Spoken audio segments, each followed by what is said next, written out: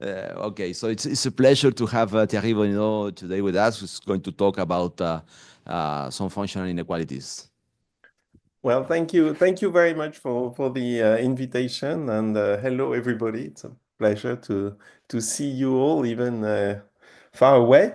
What I want to talk about is a series of joint works with Roland Bauerschmidt and Benoit Dagallier, and I'm going to review some of these works, which actually are part of also reviewed in a survey we wrote recently. And so first of all, I want to tell you a few facts on functional inequalities, the link with the relaxation of lattice dynamics and or lattice gas dynamics, and explain a bit ideas of the renormalization and how they can be used this idea to derive functional inequalities. And then I'll conclude with a few examples and which were treated, and also this method turns out to be related to a series of other works developed completely independently in different contexts, and they turn out to use more or less the same idea. So I want to explain that by the end. So just to start with a concrete model,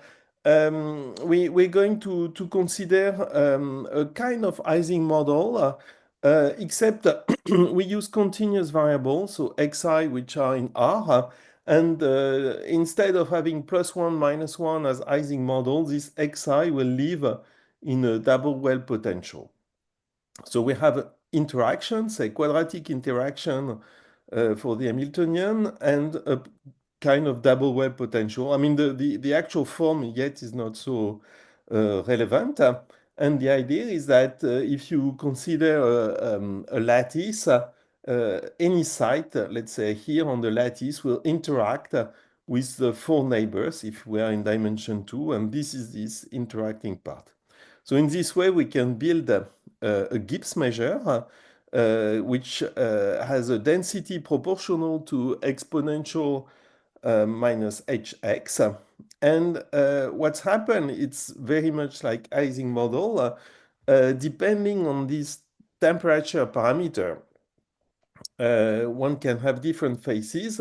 If the temperature is really high, the system is completely disordered, and indeed, when temperature is very high, this term is almost vanishing. But when temperature goes down, drops, there is a critical point, and below this critical point, there is some phase transition. So one way to view this, for example, is to do as we have in mind the Ising model, is to say, okay, I'm just going to record a pixel. It's black if xi is positive, it's white if xi is negative, and you see this kind of pictures. Okay, so just to give you an idea of the equilibrium of this model. And what we are interested, there are of course a huge class of model in statistical mechanics, and what we are interested in here in this talk is trying to say something on the dynamics. So the dynamics, often called Glauber dynamics or Langevin dynamics, is basically a gradient, follows the gradient of the Hamiltonian, and there's some noise.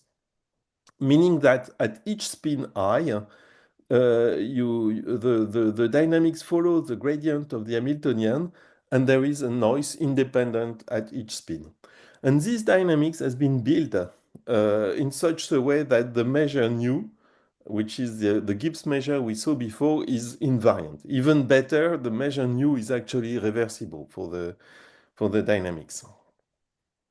So one of the goal we want to understand is if we start initially from a measure mu0, we let these dynamics evolve in time, then the measure, the distribution of the dynamics at time t will be given by mu of t, which I can write as a function ft times the invariant measure.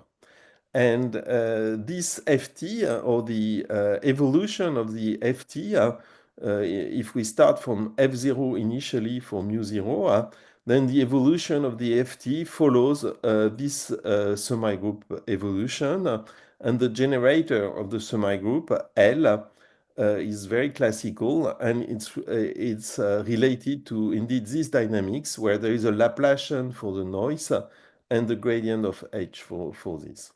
So just to say that the evolution of the dynamics is coded by this generator, and when we want to quantify the convergence of the distribution at time t when t is large to the invariant measure, one of the possibility, I mean, there are many possibilities, but there the functional inequalities are useful.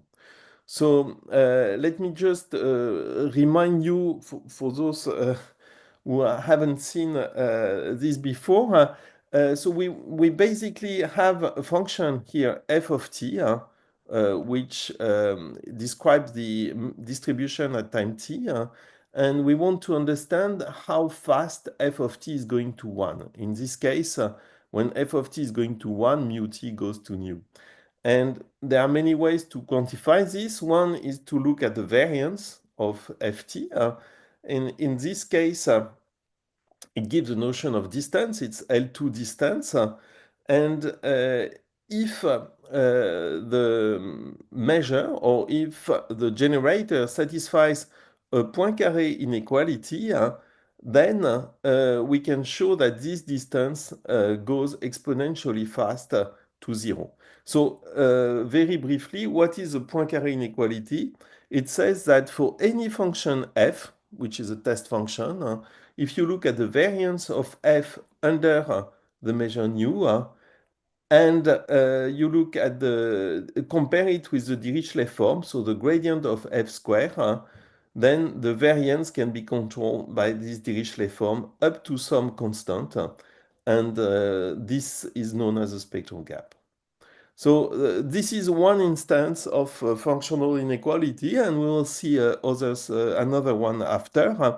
But as a consequence, if you can show that for any test function f, the consequence is this exponential decay of the variance, namely a kind of convergence in L2. Now, we can quantify in terms of other distance. So a convenient distance is the relative entropy between nu, the invariant measure, and mu t. And the relative entropy in terms of the function ft is given as follows. It's expectation of f log f. And for this type of distance, the good functional inequalities which control that is a log Sobolev inequality, where this time for any test function, the entropy is controlled by the Dirichlet form. So here there's a little twist in what I'm going to define. In this case, I want to consider any function f which are non-negative. And in this case, the entropy of f, which is not only f log f, but we have to remove some quantity because the expectation of f might not be 1, because f is maybe not a probability measure. So it's, I mean, very standard. And if f is a probability measure, this term doesn't exist. The outcome is that if such inequality holds, then there is exponential convergence of the dynamics in terms of the entropy to its limit. So what we want to do now, and okay, I've chosen the example of 5-4, but what we want to do now is to evaluate this type of estimate this type of constant, either the spectral gap or the log Sobolev constant, for particle system. So the particle system will depend on the domain. It lives in a certain domain lambda. It depends, as we saw, the interaction will depend on the temperature, T. And what we're interested in is estimating these different quantities for with respect to the size of the domain and the temperature. And one of the important things is to show that in particular, in some cases, let's say when the temperature is high, when there is no phase transition, that this is essentially independent of the size of the domain. You can take arbitrary large domain. We are interested in obtaining uniform bounds on the log-Sobolev quantity. So this type of functional inequalities have been studied a lot, and I mentioned starting, I guess, maybe even before, but for the 5-4 model, starting from the works by Struck and Zegarlinsky and by Yoshida in particular, and there are many other works. I even included some works on conservative dynamics here by Pietro Caputo, Claudio Panizzo Yao, and Mensoto more recently. And so our goal here will be to, for a class of model, develop techniques which allow to obtain inequality as far as we can up to the critical temperature, and maybe, if we're lucky, get some information even at the critical temperature. Okay, so one thing I want to mention, because it will be very useful for the rest of the talk, is that there are models for which these inequalities are known, and typically when H, the Hamiltonian, is strictly convex. So when the Hessian is uniformly bounded from below, then there is a very famous theorem by Bakri-Emery, which says if the function, the Hamiltonian is strictly bounded, the second derivative of the Hamiltonian is strictly bounded from below by a constant gamma, then the log Sobolev inequalities hold, at least with this constant gamma. So if you haven't seen that before, what you should imagine is that the dynamics is of this form, and the simplest case in one dimension, you have a little ball which is falling in a convex well. So this ball is going to go straight to the bottom and then maybe start fluctuating. So it goes pretty fast because it's strictly convex. There's not many options. The ball goes down the well and that's it. And the outcome is that with such type of inequality, you have very strong control on the convergence of the dynamics. And what is beautiful is that it holds in any dimension. It's completely independent of the dimension, provided you have this bound. And from the log Sobolev inequality, you can get many consequences. One consequence is or a related theorem I like is due to Caffarelli. And the theorem goes as follows. Imagine that you have a bound of this form on the Hessian of h of x. So it means that h is more convex than a function of the form gamma x squared over 2. So if your potential is more convex than your measure somehow has more convexity than the Gaussian measure, what Caffarelli has shown is that you can start from the Gaussian measure, transport it by some transport onto your Gibbs measure, and this transport is 1 Lipschitz. So like that, it doesn't look maybe so practical, but actually, if you what it means is that if you know, you can compute things at the level of a Gaussian measure, these things can be quantitatively transported now to the new measure. And if they are quantitatively transported, for example, if you know something like a log Sobolev for the Gaussian measure, which is much easier, then it implies the log Sobolev for the Gibbs measure.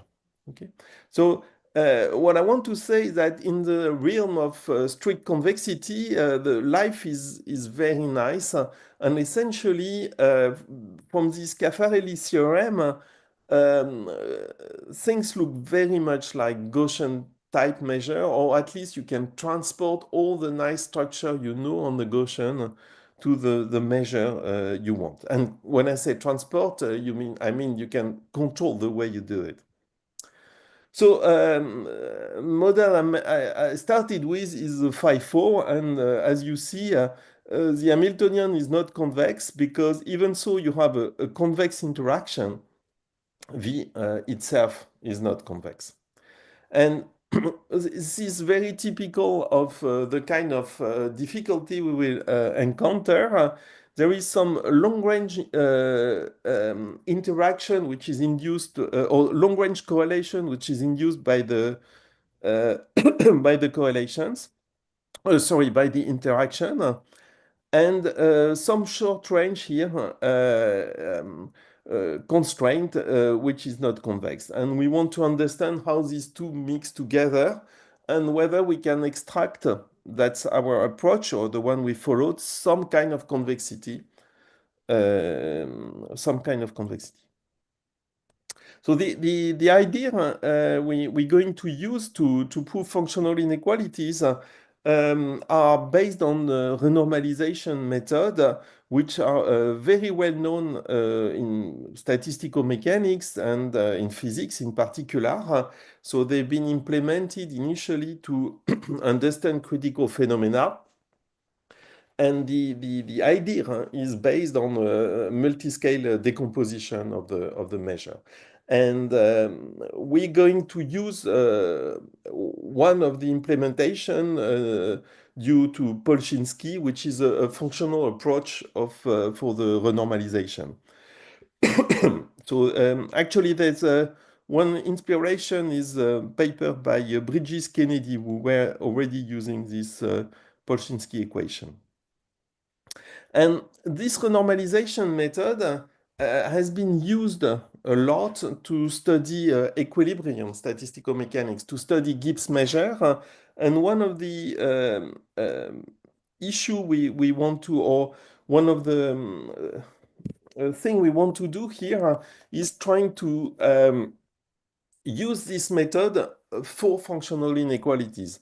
So this is somehow a different point of view than what was done before. And okay, let me tell you, let me tell you some idea of how the renormalization goes. So we start from a model, maybe phi-4, maybe another one, which has this type of interaction, some nearest neighbor interaction depending on the temperature, and some potential, local potential. So on a lattice, like here, each site is represented by a point, and we're going to choose a temperature initially which is above the critical temperature, meaning that in all this area, the system, there is a uniqueness of the equilibrium Gibbs measure. There is no phase transition. Sorry. So at the level 0, we have the spin and each xi. And we want to coarse grain the model, meaning that we don't want to retain all the structure of every spin. We just want to group them, let's say 4 by 4, and retain some average structure. I'm going to call this average structure, for example, x1 of j. So now I is coding all the points, all the sites in blue, and j will only code the boxes. So in these boxes, I have these coordinates, which is a kind of average of the spin. And what physicists told us is that if we do this, and if we do this well, they didn't tell us exactly what well is, But if we do this well, we should basically improve the model. And if I look only now at the model at the level, coarse grain level 1, it will behave as the initial model, but with a temperature which is bigger. And the bigger the temperature is, somehow the easier it is to study it. So basically, by averaging all the spin into blocks, the hope is that at the end of the day, we get a better model in the sense that temperature is higher. So if it works once, you want to repeat this and you start averaging on bigger blocks. So now you have the level 2 where you... Sorry? Can I ask a question? Sure. Mhm. I wonder why the temperature here stands only on the first term, not the whole Hamiltonian. There is something special about this? No, you could. I mean, it's an example, and you could change it. And when I say T1, I mean that's in spirit. Actually, the whole Hamiltonian will be completely changed after one step. So yeah, but the original temperature... Hamiltonian, I mean that the usual Gibbs measure, you have a temperature factor for, factorizing the whole Hamiltonian. Here, your temperature only multiplies the interactions. Yes, I could, and at this level of precision, I can essentially put it more or less wherever you want. Okay, so But it does matter, no? it's very hand waving. So there's also, if you think of your model with some of this form, x4 over 4 minus, let's say, lambda x2 over 2. You see there, I can do plenty of scaling and move the temperature from one side to the other up to updating maybe some parameters. So it's a bit a matter of choice, and indeed I could probably move it elsewhere. Thank you. Thanks. Don't hesitate. Thanks a lot for asking questions. Don't hesitate to stop me if it's unclear. So you do that again, and you retain only an information on the bigger blocks. And the hope is that something improves and your system looks closer to the same one, but with a better temperature, and so on and so forth. And when temperature is super high, then we know how to study it. So let's see, I can't say concretely, but roughly what this procedure will involve. So at the initial scale, I have a field, this X, which is made of all the spin xi. And as we saw before, I want to average out the spin. And basically, I want to say that all this field is essentially given by the field which contains only the average plus another field which is going to be the fluctuation in each box.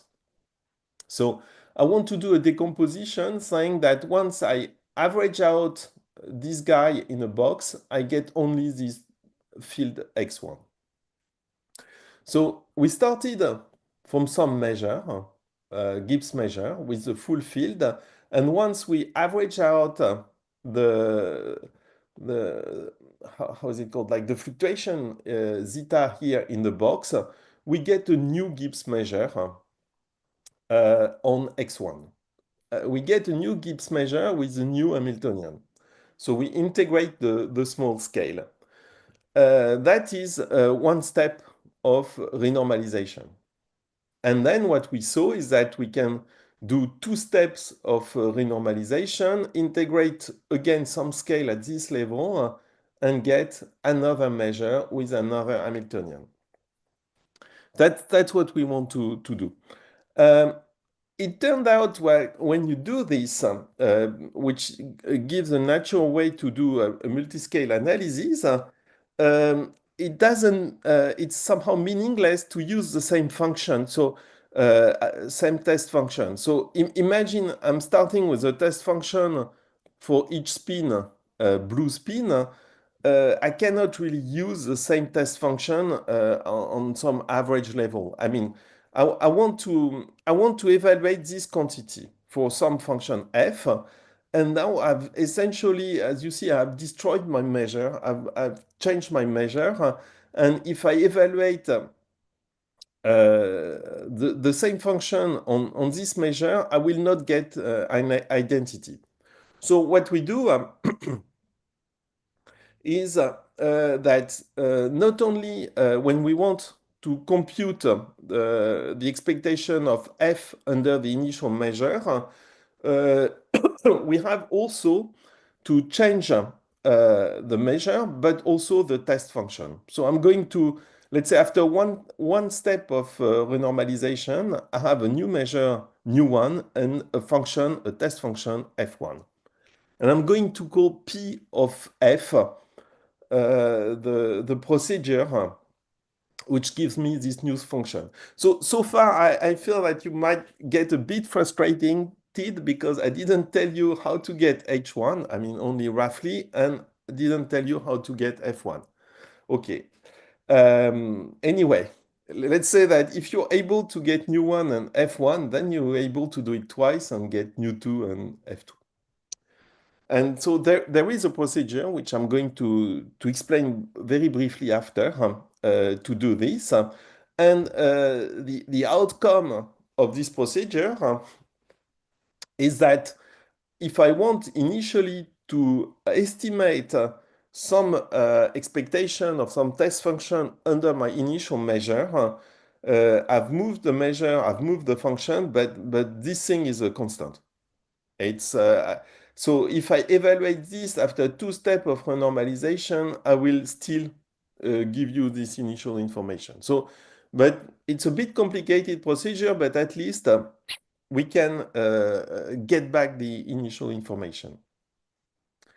So I still will haven't explained in detail how to do it, but the way we're going to do it now is not to use blocks and discrete steps. We are going to do this procedure continuously. So we we are going to use a continuous parameter, tau, which is no longer 1, 2, 3, but a continuous variable.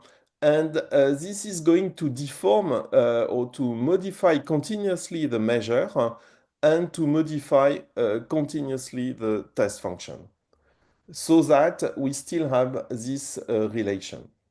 So you could imagine, or you can imagine that instead of having boxes, we do averages on, so instead of having 4 points and then 8 points and so on and so forth, we just have a kind of a window which opens slowly and averages out more and more spin, but continuously. Produce this type of measure. And so let's see a little bit concretely what is the form of the Hamiltonian along the flow at some step tau. So initially, when tau is equal to 0, we start from an Hamiltonian of the form before, which I want to interpret as a quadratic form. Depending on some some matrix A0, so this is this quadratic form, and a potential which depends on everybody. So this time I'm going to call it V0. This is the potential, and this is the quadratic form. And when time goes, I want to still obtain a quadratic form and some potential. So there, of course, you see that I have to choose somehow because I haven't told you, let's say I'm going to impose the structure of the quadratic form at each time. And then after averaging, what will remain is this V tau.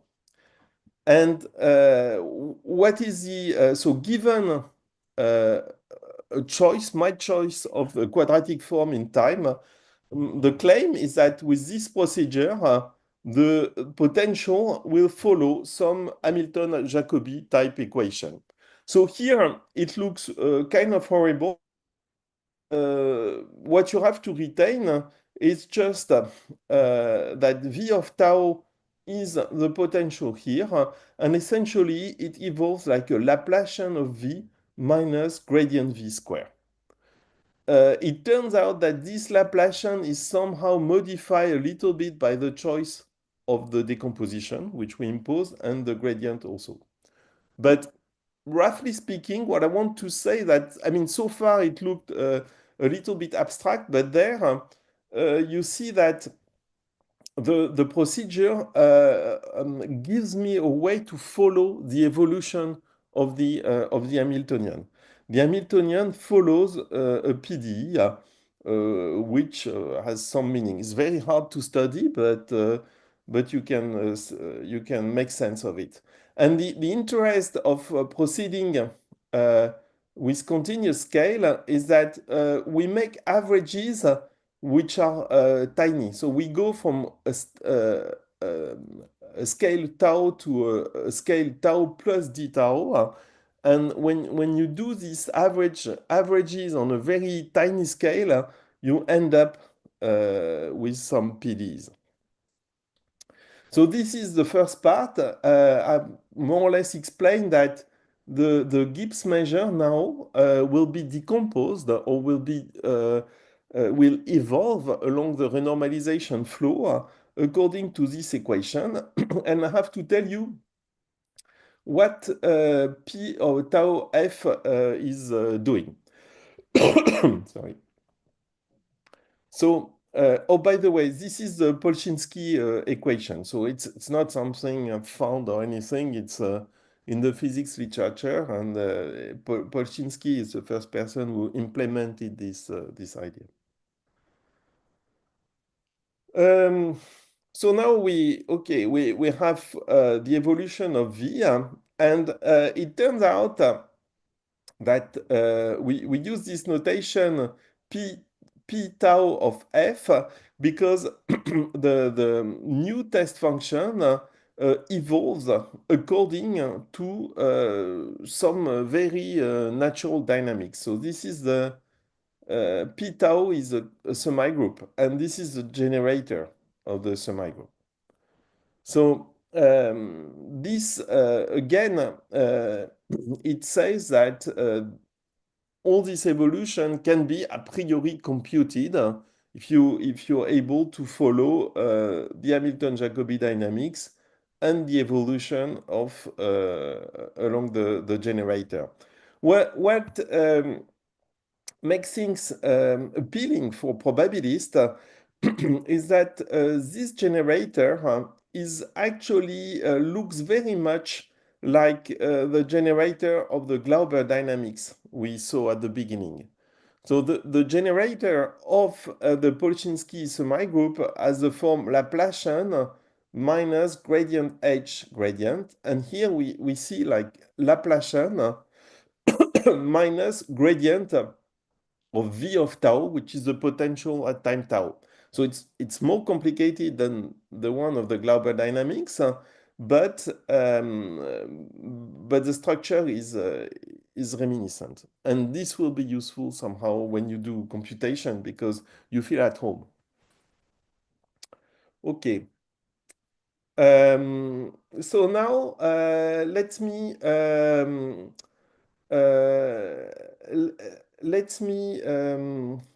go further and explain to you so what we're going to do. So the idea is somehow to proceed step by step, and each time we make some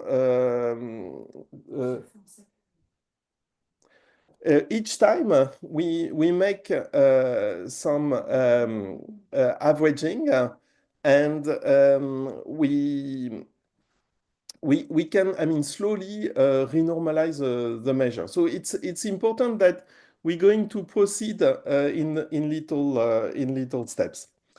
The outcome of this procedure, which I will not describe, is that ultimately we can have an analogous of the Bakry-Emery theorem, which goes as follows.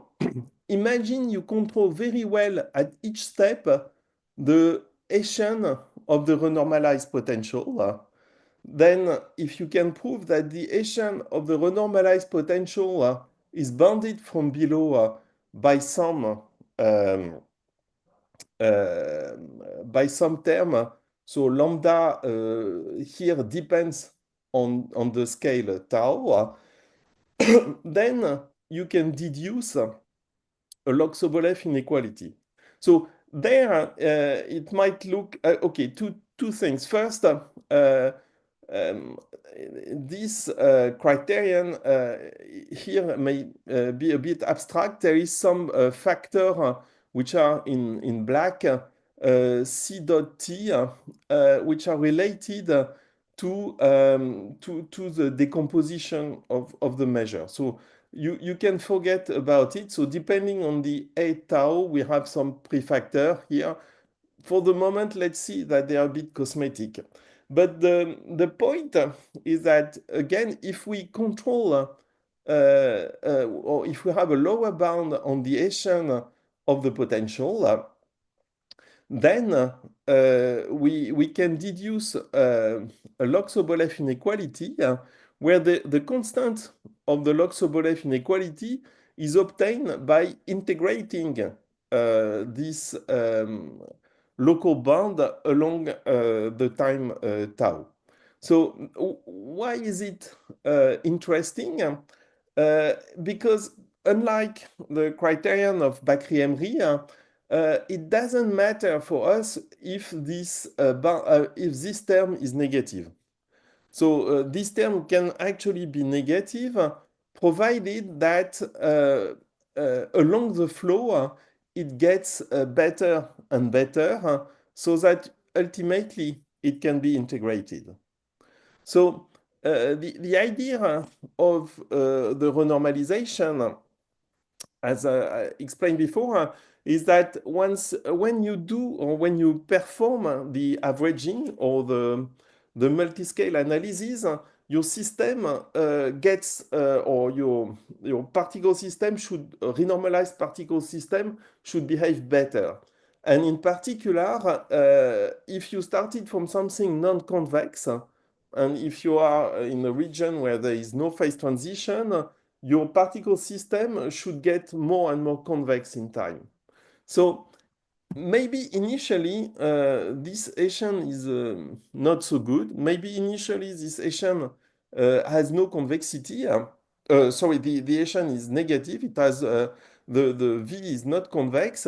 The hope is that if you use the renormalization procedure, the potential V will get more convex, and ultimately, a long time, this constant, you should be able to integrate it. So this criterion says that it's very general and somehow as things at this level of generality, not necessarily easy to use for each particular cases, but for a huge class of particle system, if you are able to control the potential along the renormalization flow, then you might be able to deduce some log-Sobolev inequality.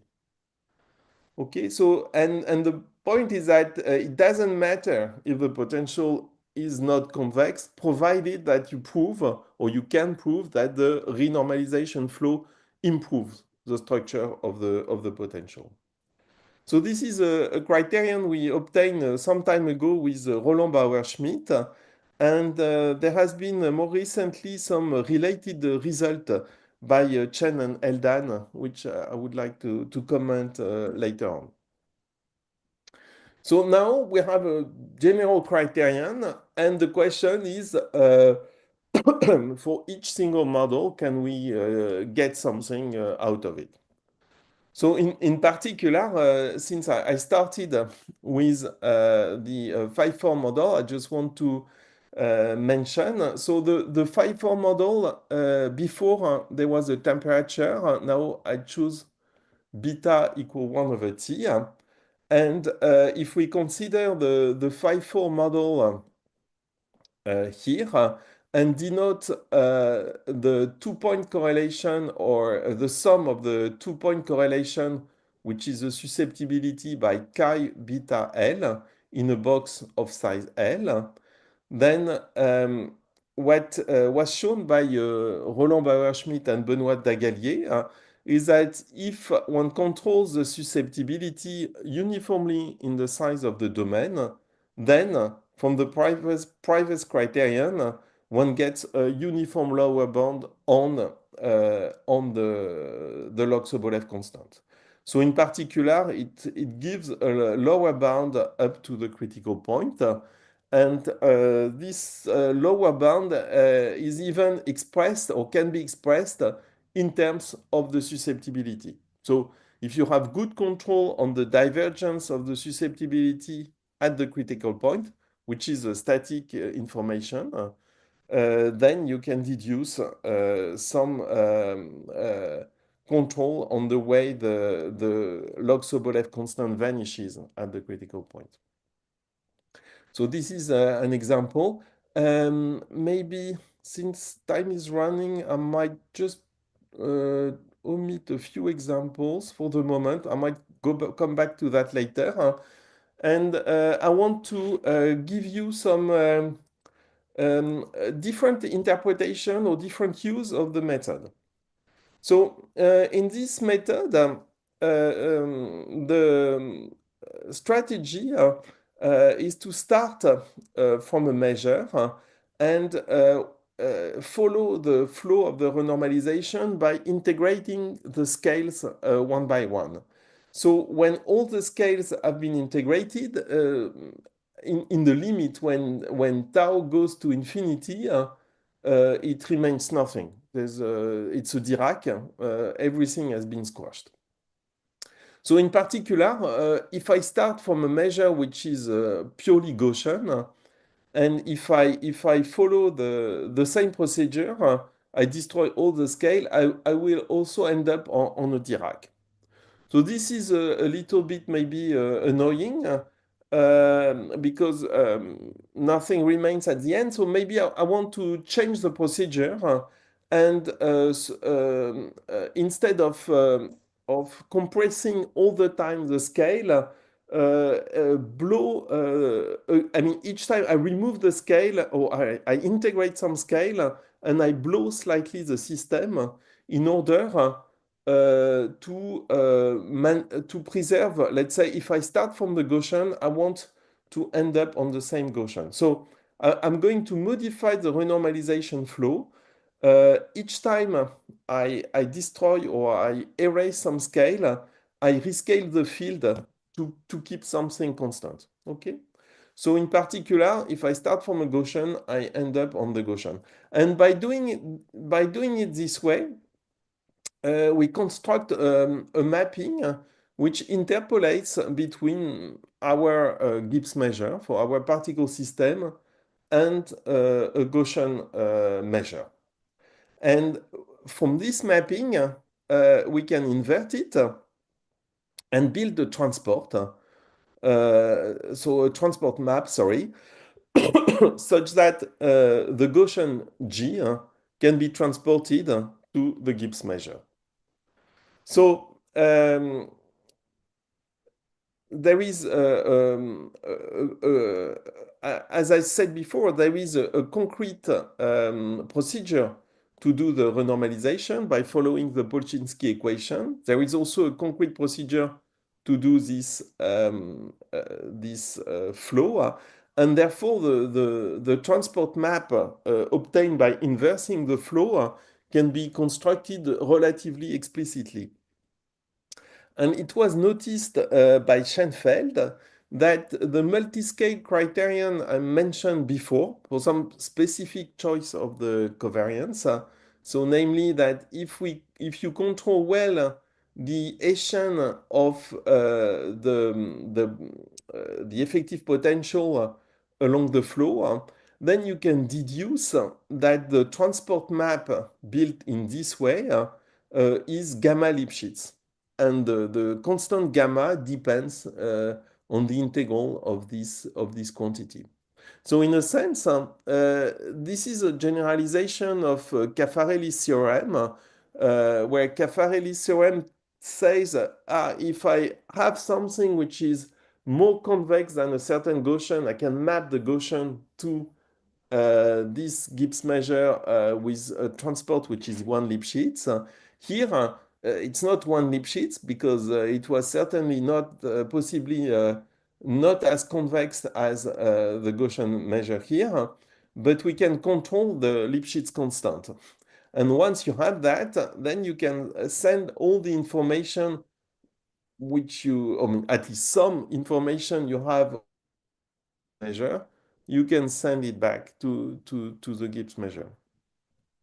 So this, for example, this type of theorem by Schoenfeld, we extended it in the case of 5-4 model to build with Roland and Benoit to build a transport which is gamma Lipschitz. And again, provided that we are beta is less than beta critical, so in the uniqueness regime, we control the constant gamma of the transport. So it gives us some control of the model. As I said, so we used a renormalization method coming from physics. But it turned out that similar ideas have been used in different contexts. And in order to explain this idea, let me present the things slightly differently. So, so far, we started from scale 0. We had a field which was made of, let's say, a coarse grain field plus some fast variables. And we averaged out over the fast variables or over the fluctuation in order to obtain the coarse grain field at time tau. Or at scale tau. We use the time in the evolution is actually the spatial scale. Now the idea is that imagine you have a coarse grain variable here. Are you able to recover the full variable? So once you have averaged out the fluctuation, are you able to go back the other way and rebuild the complete measure? And with this procedure, it's relatively natural because associated with the Hamilton-Jacobi, there is a notion of characteristics which are stochastic PD. So this notation might be a little bit complicated, so let me remove for the moment these terms. And so imagine you know your data or you know what's going on at time tau. Then you can follow an equation. So we use now the time backward because we did the renormalization in the other way. But you can follow a PDE with a stochastic PDE with the time evolving from this initial data. And at intermediate time r here, the value of xr is given by an evolution which follows the renormalized potential Vu.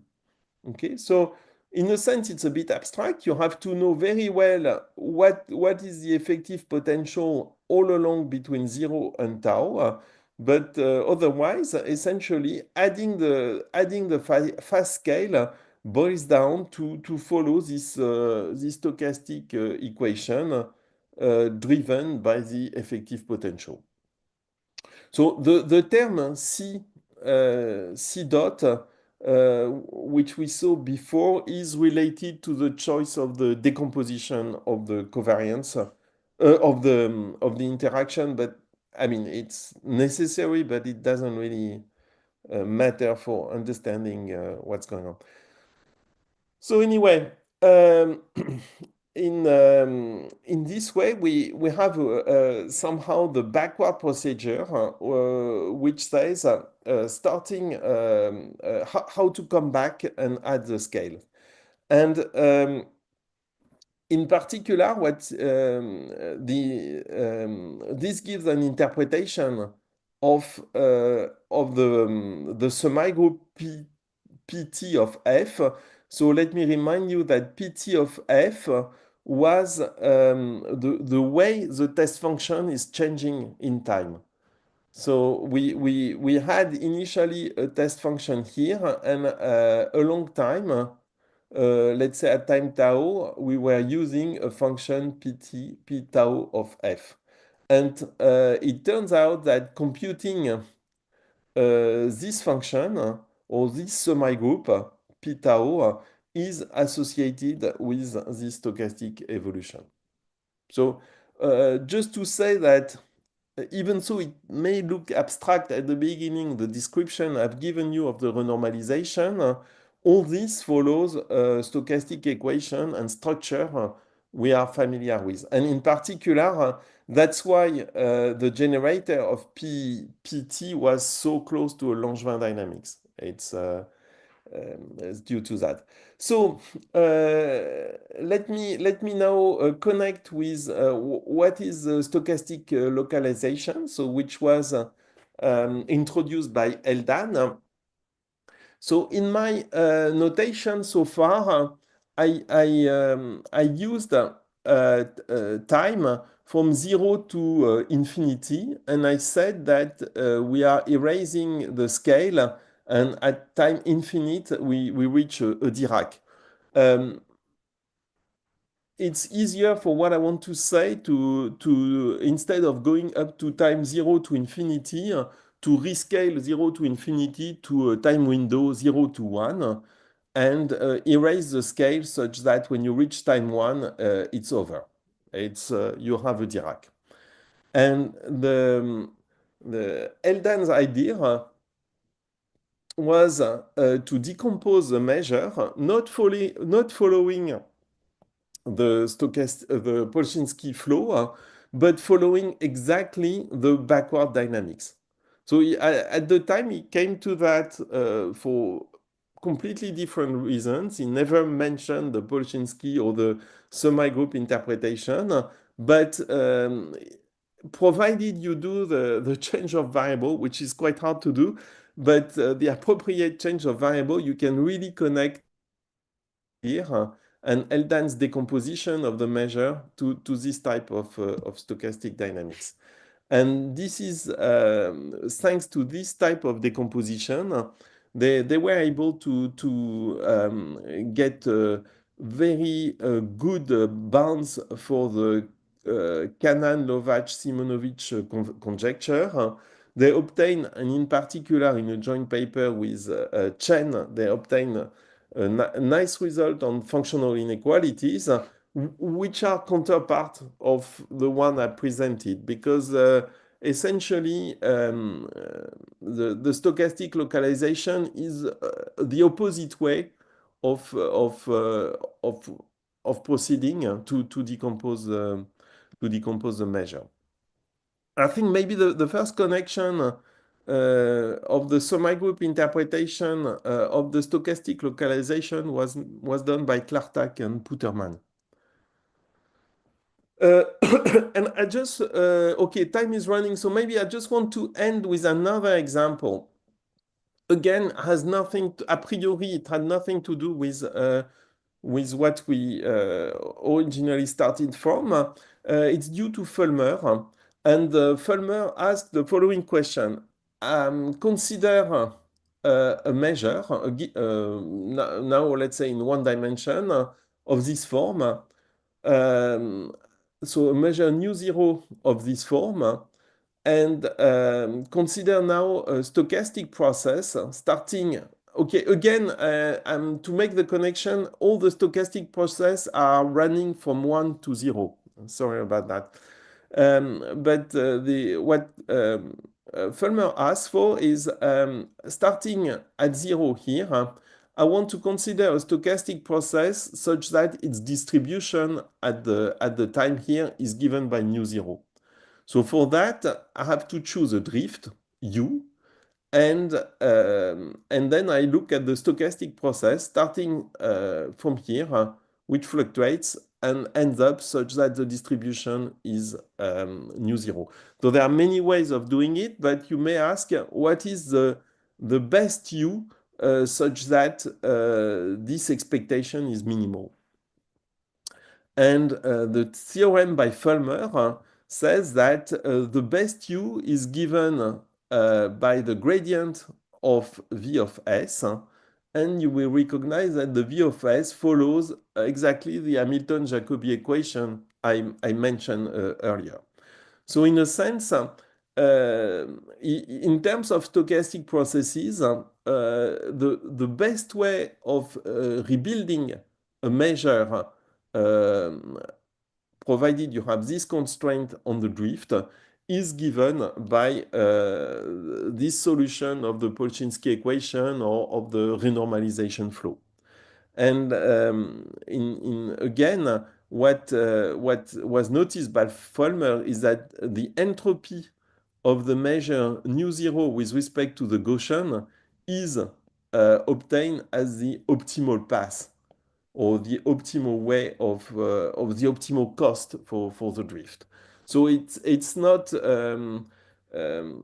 let's say that's why it was so convenient for us to find Lox-Sobolev inequalities, because the entropy is somehow directly related to this to the structure of the path. So we had no idea about Eldan, stochastic localization, or Fulmer's theory when we started to work on this field. We just used what was known from physics.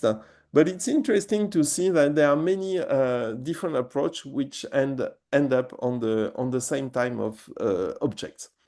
And I will not say much, but there is also another instance of representation known as Boué-Dupuy formula, which has been used a lot, in particular by Barashkov, Gubinelli, and Bayel and Gubinelli. And this formula is another way of representing the Polchinski evolution. So all these sets of all these different approaches ended up on more or less the same object. But of course, each time you have a representation, you can, it provides a different point of view, and you can use it for different things. So I know that time is running, so let me just summarize. What I try to explain or to review is actually the content of a survey we wrote with Roland Bauerschmidt and Benoit Dagallier on our strategy to get functional inequalities. But maybe ultimately the more interesting of the more interesting part of this approach is that this way of decomposing measure is actually very useful. It has been used by different people in different contexts, and hopefully maybe it can be used further to obtain further results. Thank you very much for your attention.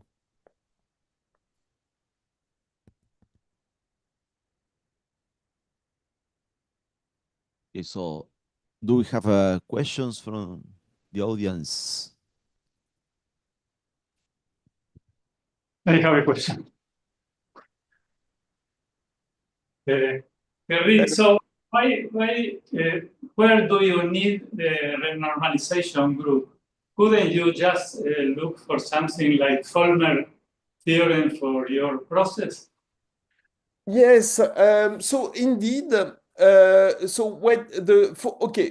came to that because of the idea of renormalization group, and for example, our criterion for it to work, you have to have this notion of coarse graining, because you should hope that the way you do the coarse graining is going to improve the system. So that's in our case, that's somehow the equivalent with Fulmer. Let me see. So in Fulmer, and that's the thing I've been trying to hide, but which is important for us. There was always a C dot S, which is the way we do that. That's the only feature actually of the renormalization group, is the way you average out in terms. I mean, this C dot S contains the way where you make boxes and where you do averaging.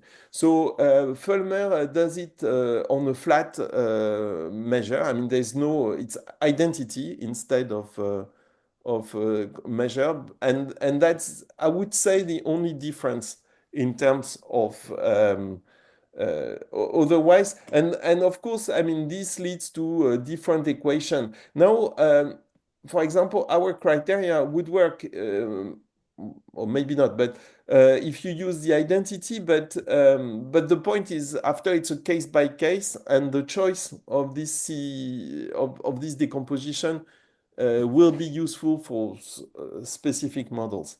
If you just to conclude, actually, in some cases like KLS conjecture, which is a very big issue for in this domain, and the KLS conjectures is the following: says that if you look at log concave measure, any log concave measure, then there are some universal bound up to rescaling on its spectral gap. And there, for example, people they don't use they don't use complicated decomposition in terms of a C dot, because unlike our case where we have very specific measure and some a priori on the measure, they work against any log concave measure, so that there's no one decomposition better than the other. So just to summarize, it's just depending on what you want to study, you can choose the type of decomposition you want. Thank you. So I have a question. So all your construction is depending on this operator A that you started at the beginning. Yes. Yes. So could you tell us how it looks for your model, and could you try to optimize that on A to get? So it depends. In our case, the starting point. The starting point, let's say, let me write sum of xi minus xj square. So it will depend on this guy. So for example, here on a lattice, it's 1/2 x discrete Laplacian x, something like that. So it depends on your initial covariance, the covariance you want to decompose, and this the type of A we use indeed depends on the covariance. So for example, what is relevant actually, and that's for this Gaussian measure, the covariance you get is the discrete Laplacian -1. And the decomposition we tend to use is to say, this is given by exponential minus s discrete Laplacian ds. And in this case, when you decompose the covariance in this way, you have natural scales of your model. So, for example, the fast scale will be given by. Sorry, let me write. So the fast. I don't have much room. The fast. Sorry, maybe I will add a page. Can I do that? No, I can't. But the fast scale will be given by, I integrate between 0 and t exponential minus s discrete Laplacian ds. So there you see, when you use this part of the covariance, for example, it means that you're averaging out some spin locally in the neighborhood of square root of t of your system. So somehow the way we do the averaging is encoded in the way we decompose the covariance. So that's one thing. And now it turns out that depending on the model, there are some decomposition better than others. So in some cases, you want to use this one, but it has not all the good properties. In other cases, you use another. It's actually depending. Okay, thank you. Thanks.